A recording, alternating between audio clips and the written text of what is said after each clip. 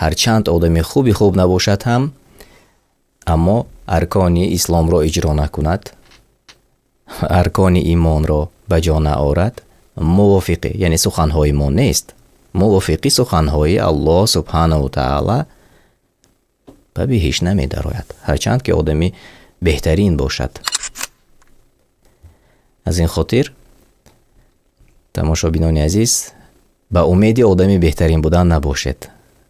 خیلی نفرهای مشرکان بهترین انسان ها هستند یا کافران بهترین انسان ها هستند، اما تا آن دمی که ایمان نآورده باشد، همان بهترین انسان هم موافق سخنهای الله سبحانه و تعالی به بهشت نمی درآید.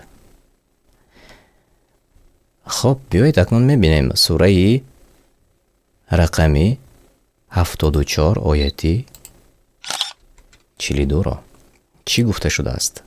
چی چیزهای شما را به جهنم در آورد؟ از کافران که در حق خودشان گناه کردند. آیت قبلی از کافرانی که در حق خودشان گناه کردند.